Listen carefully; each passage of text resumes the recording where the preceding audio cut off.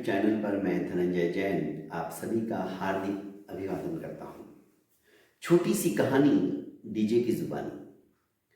दोस्तों, कभी कभी हम अपने मन में जो विचार उद्भूत होते हैं उसी को सही मान लेते हैं, और कई लोगों की ये आदत होती है बिना सोचे समझे सामने वाले के लिए जो विचार उनके मन में आते जाते हैं और वे गृहीत मान लेते कि नहीं वो ऐसा ही होगा। उसका आचरण, उसका क्रियाकलाप, उसके विचार मेरे लिए 101% ऐसे ही हैं। पर ये धारणा, ये मनोभावना हमारी गलत साबित होती है। इसलिए दोस्तों, कभी भी किसी के बारे में एक फाइनल निष्कर्ष निकालने के लिए उसे अच्छी तरह से जान लेना, परख लेना बहुत जरूरी है। पिता पुत्र की ही एक छोटी सी कहानी हमें आज के इस छुपे हुए रहस्य को बताने में समर्थ है। छोटी सी कहानी है दोस्तों, पर है बड़ी शिक्षास्पद। एक लड़का, अपने हाथ में, दोनों हाथों में उसके एप्पल थे। लड़का छोटा, 3 साल का। बंगले के बाहर ही गार्डन के अंदर खेल रहा था, दोनों हाथों में उसके एप्पल थे। इतने में उसके पापा बाहर आते हैं और देखते, अरे वाह गोलू, तुम्हारे तो दोनों हाथों में एप्पल है, तुम्हारे तो बड़े मजे हैं, लाओ एक एप्पल मुझे भी दो, तुम 2-2 एप्पल खाओगे क्या? जैसे ही उसके पापा के मुंह से उसने ये बात सुनी, फटाक से उसने एक हाथ का एप्पल अपने मुंह के पास लिया और छोटी सी बाइट तोड़ ली, उसे खाने लगा। उसने उस एप्पल को झूठा कर दिया। फिर जैसे ही वो मुंह से चबाकर उसने अंदर गटका वो टुकड़ा, उसने दूसरे हाथ का एप्पल भी मुंह से झूठा कर दिया और खा लिया। पिता देखते ही रह गए कि कैसा बदतमीज लड़का है। मेरे संस्कार तो ऐसे नहीं है और ना ही मेरे परिवार के अंदर ऐसा कोई करता है, पर इसने अभी से पूत के पैर पलने में ही दिखते हैं। ये तो अभी तो बड़ा भी नहीं हुआ है, इतनी स्वार्थ की भावना, ये देना नहीं चाहता है, इसीलिए इसने दोनों एप्पल को झूठा कर लिया।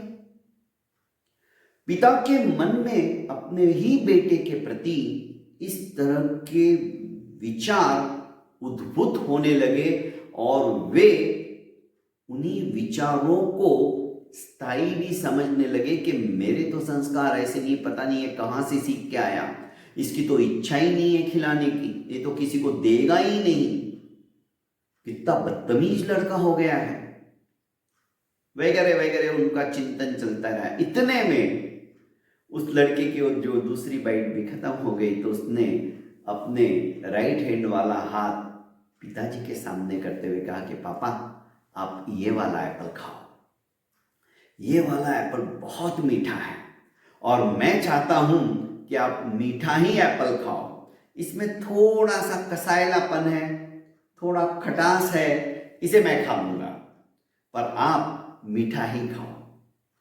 इतना सुनना ही था। पिता के जो विचार एक क्षण पहले अपने ही बेटे के लिए गलत आए थे, बदल गए। वो सोचने लगे, अरे मैं तो इसके बारे में क्या सोच रहा था और ये तो मुझे अच्छी चीज खिलाना चाहता है, कितने उदात्त विचार है इसके, ये तो मेरे से भी बढ़कर निकला। पिताजी उसके नजदीक आते हैं और कहते हैं कि बेटा, आप ऐसा क्यों करना चाहते हो?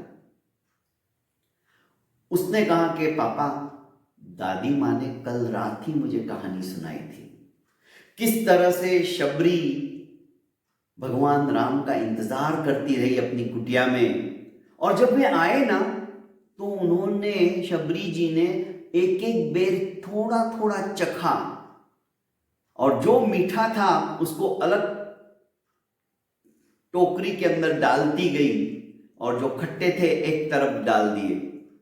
वो अपने भगवान को मीठे बेर ही खिलाना चाहती थी। दादी बड़ी स्मार्ट है, इतनी अच्छी अच्छी कहानियां सुनाती है ना, मजा आ गया। कल रात की बात थी, इसलिए मैंने सोचा मेरे पापा मेरे मम्मी मेरे लिए तो भगवान है, मैं उन्हें खट्टा चीज क्यों खिलाऊं, मैं भी उन्हें अच्छा ही खिलाऊंगा। और बस आपने मेरे से एक एप्पल मांगा तो मैंने सोचा कौन सा दूं, तो मैंने दोनों को चख कर देखा और सचमुच में ये वाला एप्पल आप देखो खा के कितना मीठा है। सोच बदल गई, चिंतन बदल गया, विचारधारा बदल गई। कहानी छोटी सी है दोस्तों, पर यह कहानी हमें नसीहत देती कि घर के बच्चों को बचपन से ही यदि हम सुसंस्कारों के बीजों का बीजारोपण करते रहेंगे ना, तो भविष्य में सुखद स्वप्न देखने का अधिकार सिर्फ हमें नहीं, हमारा पूरा परिवार साक्षात स्वर्गानुभूति करता रहेगा। बहुत बहुत धन्यवाद दोस्तों। मेरे इस चैनल को आप ज़्यादा से ज़्यादा लाइक कीजिए, सब्सक्राइब कीजिए और कम से कम 5 लोगों को ही फॉरवर्ड कीजिए और उन्हें आग्रह कीजिए कि इस लिंक को सब्सक्राइब करो, शेयर करो ज़्यादा से ज़्यादा और कमेंट बॉक्स में अपना अभिमत जरूर लिखिएगा। बहुत बहुत धन्यवाद। प्रणाम।